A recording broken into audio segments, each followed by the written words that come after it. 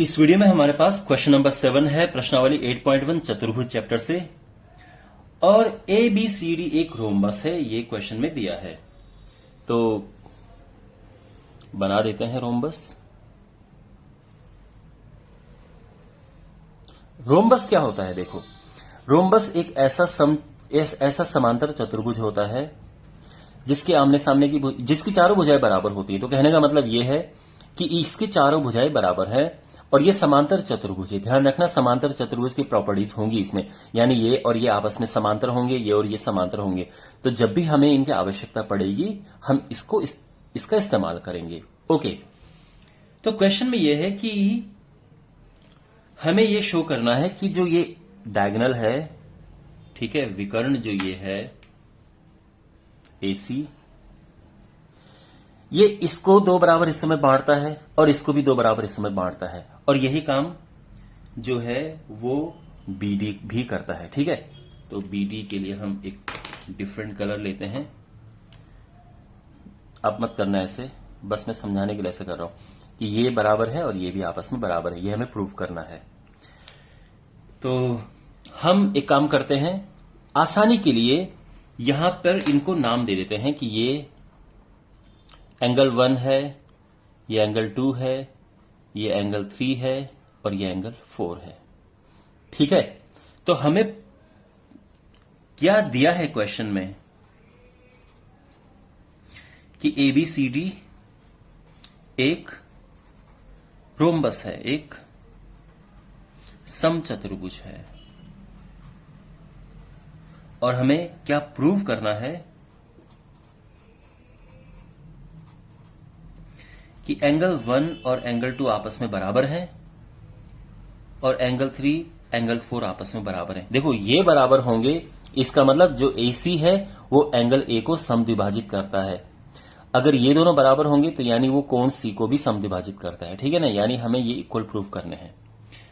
और इसी तरह से इनको भी प्रूव करना है कि ये और ये बराबर हैं, ये और ये बराबर हैं। ठीक है, लेकिन पहले हम इसे प्रूव करेंगे। देखो, अब कैसे करेंगे? फर्स्ट ऑफ ऑल यहां पर आप देखिए, अगर हम देखें ट्रायंगल ABC को,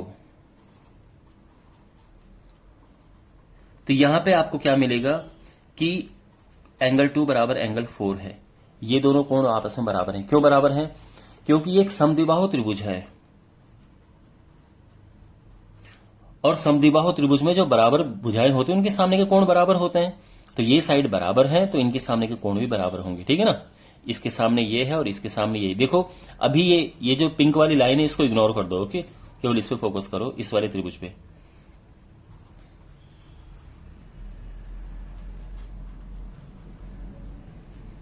समद्विबाहु त्रिभुज। अच्छा, और अगर यही हम यहां पे देखेंगे एंगल, ये ट्रायंगल ADC में, so we have angle 1 is equal to angle 3. Same condition, अभी तो कोई प्रॉब्लम नहीं है। अच्छा, अब एक और बात है, क्योंकि AB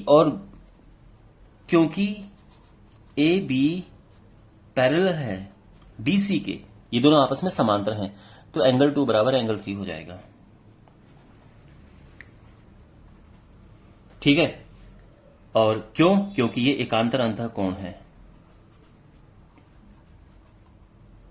अंतः कोण।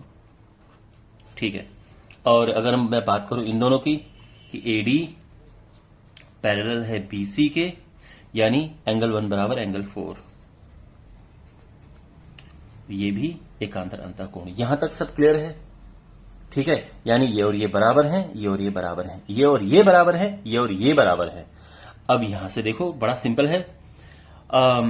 अगर हम फोकस करें, देखो, इसको इक्वेशन नंबर 1 ले लो, इसको 2, इसको 3 और इसको 4। तो देखो, समीकरण, या समीकरण छोड़ो, सिंपली 2 और 3 से, 2 और 3 से ऐसा क्यों कर रहा हूं मैं? इन दोनों को क्यों ले रहा हूं? क्योंकि यहां पे राइट हैंड साइड में 3 3 है, तो अगर ये दोनों 3 3 हैं तो 1 और 2 बराबर होंगे आपस में, तो 1 बराबर 2 हो गया। आप समझ रहे हैं? आप चाहो तो इसको और इसको भी ले सकते हो, क्योंकि यहां पे 4 4 है और तो 2 इज इक्वल टू 1 हो जाएगा, ये दोनों आपस में बराबर हो जाएंगे। I mean, देखो यहां पर देखो राइट हैंड साइड दोनों की बराबर है तो लेफ्ट हैंड साइड भी तो बराबर होगी। तो अगर ये भी एंगल 3 है ये भी एंगल 3 है तो दोनों इक्वल हो गए आपस में। तो ये है, यही तो हमें प्रूव करना था। अब फोकस करो किस पे, इस पे 1 and 3 पे।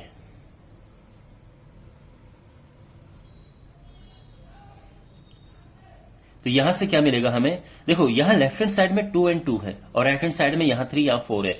तो अगर लेफ्ट हैंड साइड बराबर होंगी तो राइट हैंड साइड भी तो बराबर होंगी। तो हम कह सकते हैं कि 3 इज इक्वल टू 4। सिंपल है ना। तो वैसे ये चारों कोण आपस में बराबर होंगे, ठीक है। ये सब आपस में बराबर हैं।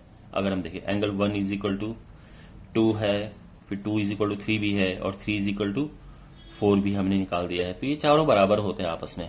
खैर, तो आप कह सकते हैं फाइनल जो आपका स्टेटमेंट होगा कि देयरफॉर, इसलिए जो AC है कोण A और कोण C को समद्विभाजित करती है। ठीक है। अब आप भी जानते हैं कि अगर हमें ये और ये बराबर करने हैं, ये और ये बराबर करने हैं, तो जैसे हमने यहां किया है बिल्कुल यही स्टेप हमें फॉलो करने हैं। तो जब हमें सेम स्टेप फॉलो करने होते तो हम सीधे लिख देते हैं इसी प्रकार से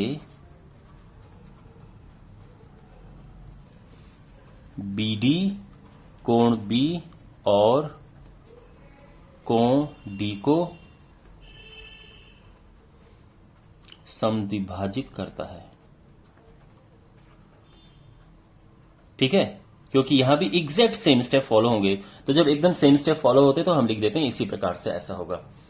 well my dear, I hope आपको समझ आया होगा। बहुत ही सिंपल तरीके से मैंने इसको समझाने का प्रयास किया है। अगर अच्छा लगा है तो सब्सक्राइब करें, शेयर करें, लाइक करें। Thank you.